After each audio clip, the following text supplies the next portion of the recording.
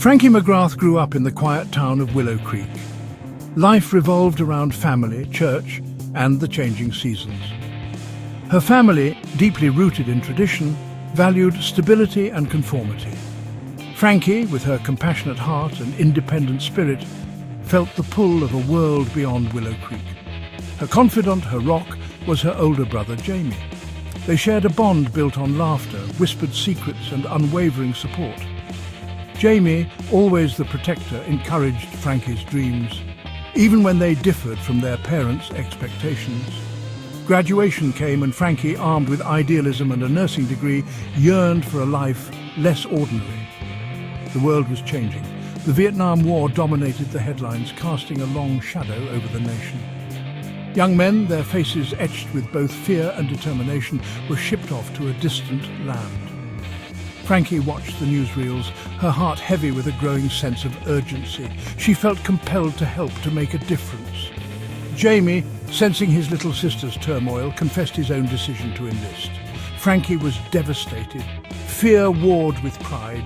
She knew she couldn't stand idly by while her brother risked his life. With a mix of trepidation and resolve, Frankie made a life-altering decision. She would join the Army Nurse Corps. She would go to Vietnam. The Greyhound bus rumbled through the night, carrying Frankie away from everything familiar. As she watched the familiar landscapes of her childhood disappear in the distance, a knot of apprehension tightened in her stomach. She was leaving behind the safety of Willow Creek, the comfort of her family, the reassuring presence of Jamie. But she was also leaving behind the constraints of small-town life, the expectations that felt more like limitations. The sights and sounds of basic training were a far cry from the gentle rhythms of Willow Creek. The days were long and grueling, filled with drills, physical challenges, and endless lectures. Frankie missed her family, her friends, the normalcy of life before Vietnam. But she persevered, driven by a sense of purpose and the knowledge that Jamie was counting on her. She excelled in her medical training, her natural empathy and compassion shining through. The other nurses, a diverse group of women from all walks of life, became her sisters in arms. They shared stories, fears and dreams, forging a bond that would sustain them through the darkest of times. Finally the day arrived. Frankie, outfitted in her uniform, her heart pounding a frantic rhythm against her ribs, boarded the military transport plane. Destination, Vietnam. As the plane soared into the sky, she couldn't help but wonder what awaited her in this strange and distant land. The heat hit Frankie like a physical blow as she stepped off the plane. The air was thick with humidity, the scent of unfamiliar spices, and an underlying tension that hung heavy in the air. Gone were the rolling hills and quaint houses of Willow Creek.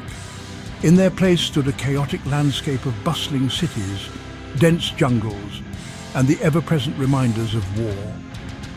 The sounds of war, the distant thud of artillery fire, the whirring of helicopters, the shouts of soldiers, became the soundtrack to Frankie's new reality. She was assigned to the 71st Evacuation Hospital in Pleiku, a bustling hub of medical activity. The work was relentless, a seemingly endless stream of wounded soldiers arriving at all hours of the day and night. The injuries were horrific. The human cost of war laid bare in the most visceral way. Frankie, thrust into a world of unimaginable suffering, fought back the urge to vomit. She had witnessed illness and injury before, but nothing could have prepared her for the carnage of war. The sights, the smells, the sounds, they assaulted her senses, threatened to overwhelm her. But she couldn't give in to fear or despair. The lives of these young men, many of them barely older than boys, depended on her. Section 4. Angels of Mercy. The days blurred into an endless cycle of blood, sweat and tears. Frankie worked tirelessly, her hands moving with practiced efficiency as she tended to the wounded. Gunshot wounds, burns, amputations. She had seen it all, treated it all, carried the weight of their pain on her own shoulders. Sleep was a luxury, snatched in stolen moments between shifts. Food was fuel, sustenance to keep her going. Amidst the chaos and carnage, Frankie found solace in the camaraderie of her fellow nurses. They worked side by side, sharing the burden of caring for the wounded, offering each other words of encouragement, shoulders to cry on, moments of much-needed laughter.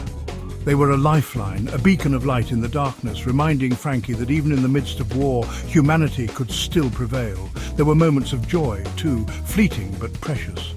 A soldier taking his first steps after a devastating injury. A letter from home, filled with news of loved ones. The laughter of a Vietnamese child, her innocent eyes oblivious to the horrors unfolding around her. These were the moments that kept Frankie going, fueled her spirit, reminded her why she had chosen this path. Section 5. A love story in a war zone. In the midst of the chaos and carnage, an unexpected ray of light entered Frankie's life. Finlay, a handsome and compassionate doctor from Boston, arrived at the 71st evac, his gentle demeanour and quick wit a welcome distraction from the horrors of war. They worked side by side, their shared passion for healing forging a bond that transcended the battlefield. Their love story unfolded against a backdrop of suffering and loss, stolen moments of tenderness amidst the chaos. They found solace in each other's arms, a shared understanding that went beyond words. Finlay saw the strength beneath Frankie's quiet exterior, the compassion that fueled her every action. Frankie, in turn, found comfort in Finlay's unwavering support, his ability to make her laugh even on the darkest of days. Their love was a reminder that even in the depths of despair, hope could still blossom. It was a testament to the resilience of the human spirit, the capacity for love and connection even in the face of unimaginable adversity.